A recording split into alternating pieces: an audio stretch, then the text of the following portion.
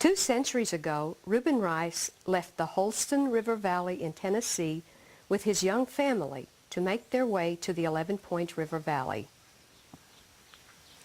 Many families, including William Looney and his young family, had already established farmsteads of their own along the pristine river. They and the African American slaves they brought with them created one of the earliest American settlements in what would eventually become Arkansas. 2 of the structures, one built by Reuben Rice and one by William Looney, are still standing about a mile distant on opposite sides of the 11-Point.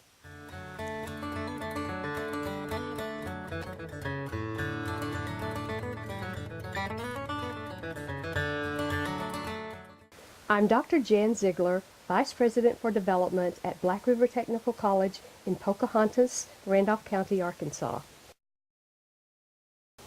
Our college has been the recipient of the generous donation from 2 of the families descended from the earliest settlers who arrived in the 11-Point River Valley.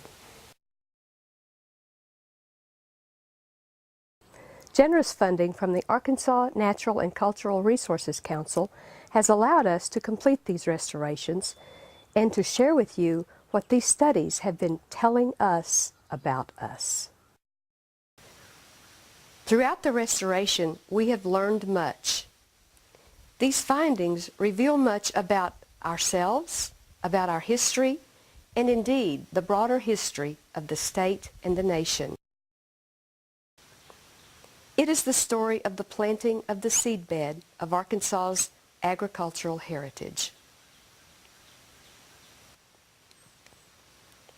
It is a history of civic-minded farmers who participated in establishing local, territorial, and state governments. We're very proud of this heritage, and we're very proud to be a part of preserving these significant structures that are among the state's oldest. We're very proud also of the processes of restoration. In the one case, we lifted a structure into the air. In the other case, we brought down a majestic structure, only to resurrect it, piece by piece, now healed from its prior frailties. We're very proud of the treasures each structure yielded.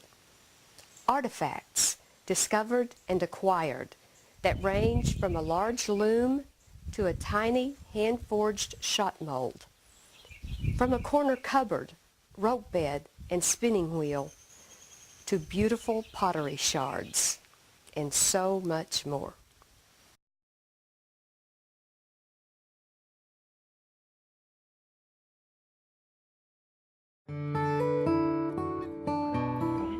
My name is Dr. Sandy Davis Balls. I am the Fine Arts instructor at Black River Technical College, and my art students have been involved with the Project REACH really from its earliest beginnings. The students have always seemed to enjoy going on the field trips, whether it was outside to do these buildings or whether it was to go to the pottery shop. These seem to be very educational trips because they're learning the processes. Some, like with the pottery, is still used today, even though it's the same style, using all the potter's wheel from centuries before, decades before. And then the other ideas of seeing the woodwork and the structures when we would go out to the sites. That's all educational, but what else seemed to be wonderful about it is they really enjoyed themselves. They had a lot of fun. They talked about it for many times afterwards in our classes about how they enjoyed the field trips so much and enjoyed the interaction that they wouldn't have gotten if they had just been sitting in the classroom. I teach chemistry and physical science. We've had some unique opportunities for our students. They have been involved in some research projects dealing with Project REACH. We started looking at mortar analysis And I've had several groups of students, different semesters, looking at these structures at the mortar. We have looked at different samples for analysis, and they have actually taken the raw sample of mortar, which they saw in the building, brought it back to the lab, digested it in a acid solution, watched it as it dissolved, used a microscope before and after to take pictures of it, of what the sample looked like, run it through sieves to filter it out to the different sizes of the particles, and took pictures and did an actual analysis what part of each sample was composed of how much of the different particulate matter. These were skills that they had actually learned in the class. It actually brought something real life to them. They really enjoyed it.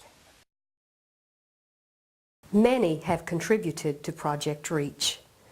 First among these are the donors of these historic log structures, along with visionary BRTC administrators and board of directors. Also the college staff, faculty, and students, our professional preservation consultants and craftsmen, and the greater community itself all have contributed to this project. Today, many of the descendants of those pioneering families still call this valley home and are making contributions to Arkansas's agricultural heritage.